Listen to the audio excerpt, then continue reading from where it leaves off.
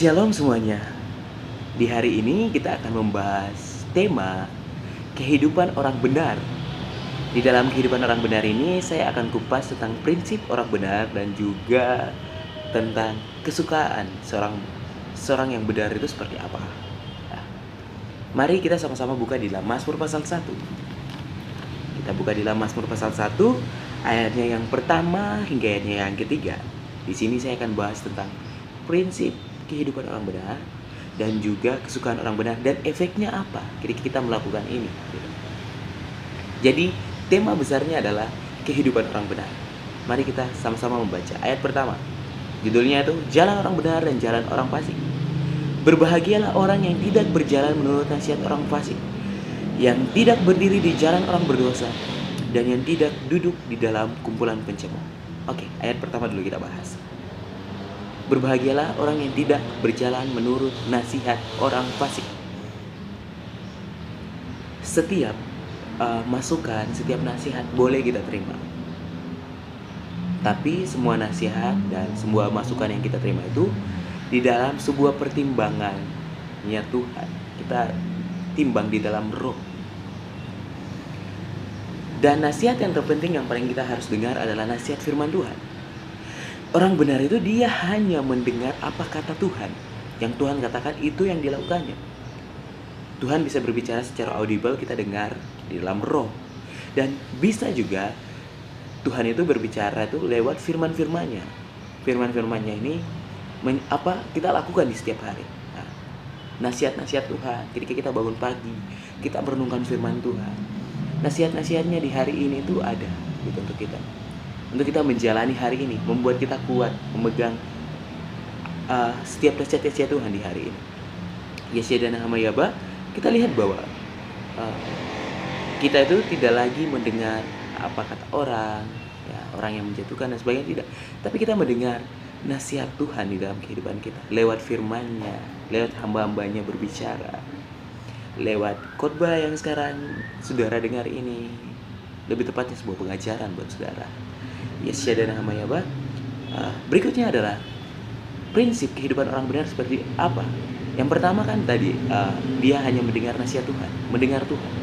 Berikutnya adalah dia yang tidak berdiri di jalan orang berdosa. Artinya hidupnya tidak kompromi dengan dosa. Kita berbicara, kita cinta Tuhan Yesus, tapi kelakuan kita, hidup kita masih melakukan hal-hal yang mendukakan Tuhan. Masa kita mencintai seseorang dan seseorang itu bilang kita harus merubah sesuatu dan kita tidak merubah. Saya sering perhatikan di dalam sebuah hubungan bahwa ketika laki-laki atau perempuan dia mencintai seseorang, dia akan berubah. Begitupun hubungan kita dengan Tuhan. Ketika Tuhan kita membaca sebuah perintahnya Tuhan, kita akan melakukan itu. Kita yang mungkin dulunya marah-marah, kita tidak lagi marah-marah. Kita penuh kasih. Karena apa? Kita mencintai Tuhan, kita berubah gitu. Orang benar itu dia punya prinsip dalam kehidupannya. Yang kedua adalah dia tidak kompromi dengan yang namanya dosa. Dosa apapun itu dia tidak kompromi. Kita bicara cinta Tuhan di dalam sebuah hubungan ini, saudara. Bahwa kita lihat bahwa ketika seseorang di dalam sebuah hubungan dia mencintai, ada yang namanya bukan saja berkata-kata, tapi tindakan atau perbuatan. Cinta itu bukan saja sekedar kata-kata, tapi sebuah tindakan dan perbuatan. Nah, begitupun kalau kita mencintai Tuhan, kita bilang kita cinta Tuhan, kita mempelai Tuhan, kita akan menunjukkannya bukan saja lewat kata-kata kita, saya percaya Tuhan, saya cinta Tuhan Yesus, tapi kita akan menunjukkan lewat bukti hidup kita sehari-hari bahwa benar-benar kita mencintai Tuhan dan benar-benar kita sayang padanya. Berikutnya, prinsip orang benar itu apa? Yang ketiga, dan yang tidak duduk dalam kumpulan pencemooh. Hidupnya itu dia tidak suka menggosip orang. Mulutnya ini dia jaga, dia kekang dengan namanya penguasaan diri. Dia menyimpan rahasia-rahasia, orang mungkin datang cerita sama dia, dia tidak akan membeberkan rahasia-rahasia itu kepada yang lain. Dia tidak mencemooh orang, tidak menghakimi orang, menceritakan orang, mengukur kejelekan orang atau mengukur seseorang. Tidak. Kehidupan orang benar bukan begitu. Dia tidak akan menghabiskan waktu berjam-jam hanya duduk untuk menggosipkan orang. Kalau kita masih begitu, berubahlah saudara. Mulut ini kita pakai memuji Tuhan. Masa dengan mulut yang sama, saudara, kita menceritakan kejelekan orang. Kita harus menjaga lidah bibir kita ini untuk tetap kudus, karena ini kita pakai memuji Tuhan, memuliakan Tuhan, menceritakan tentang sebuah kebaikan Tuhan. Jadi kita harus menjaga itu, saudara. Oke.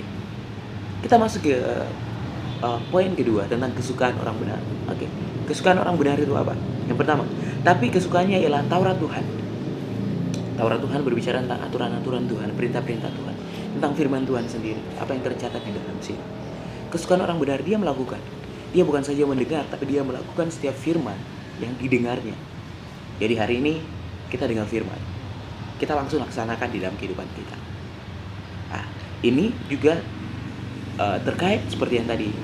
Kalau kita cinta Tuhan, pasti kita lakukan apa yang Dia katakan, apa yang Tuhan mau di dalam kehidupan kita. Ya, kita lihat bahwa yang kesukaannya adalah Taurat Tuhan. Dia senang sekali merenungkan Taurat Tuhan. Bukan saja membaca firman Tuhan, tapi dia juga senang melakukan setiap perintah Tuhan di dalam kehidupannya. Dia terapkan itu di dalam kehidupannya. Berikutnya, kesukaannya apa? Dan yang merenungkan Taurat itu siang dan malam. Dia punya perenungan yang dalam tentang firman Tuhan. Jadi tidak saja asal baca firman, tapi dia merenungkan firman itu. Ketika kita merenungkan firman itu dengan baik, firman itu akan tertanam, tertancap baik di dalam kehidupan kita. Bahkan firman itu akan mengubah karakter hidup kita. Kita punya perenungan yang baik dengan Tuhan, merenungi setiap hal-hal yang terjadi di dalam kehidupan kita, bagaimana kebaikan Tuhan, apa yang Tuhan kerjakan, apa yang Tuhan lakukan di dalam kehidupan kita. Itu menjadi sebuah perenungan selalu di dalam kehidupan kita. Di dalam aktivitas kita, apa yang kita lakukan, kita merenungi tentang bagaimana Tuhan itu yang hebat, Tuhan itu baik, Tuhan itu luar biasa di dalam kehidupan kita. Kita masuk ke poin ketiga. Apa efek dari kita melakukan ayat pertama dan ayat kedua?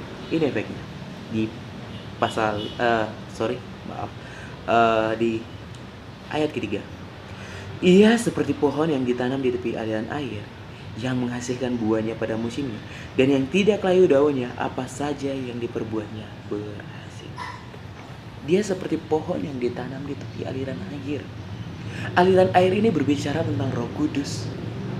Hidupnya selalu penuh dengan Roh Kudus.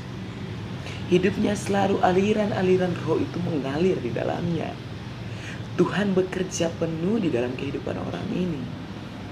Karena apa? Dia menjaga hubungannya yang baik dengan Tuhan. Seperti ayat 1 dan ayat 2. Dia menjaga itu.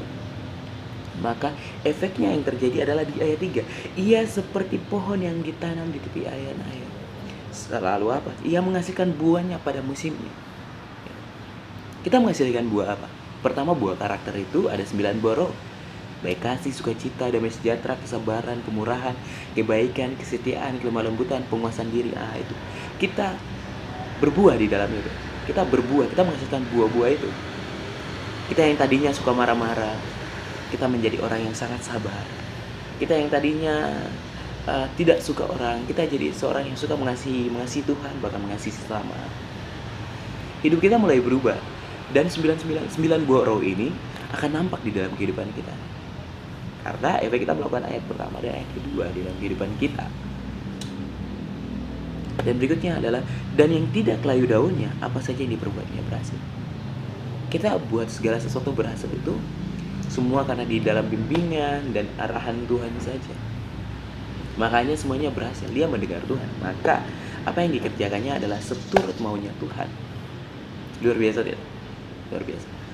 Jadi saudara, apa yang kita bahas hari ini adalah tentang kehidupan orang benar. Kiranya Tuhan yang mempunyai firman terus berbicara di dalam kehidupan kalian. Dan biarlah firman ini memberkati kalian, bahkan tercancap baik di dalam setiap tubuh, jiwa, bahkan roh kalian. Semuanya tercancap baik setiap firman ini. Dan ingat, kita tidak saja mendengar firman Tuhan, tapi kita pun menjadi pelaku-pelaku daripada firman yang kita dengar. Haleluya, terima kasih. Tuhan Yesus memberkati. Sampai berjumpa lagi di dalam pengajaran berikutnya. Shalom, bye-bye.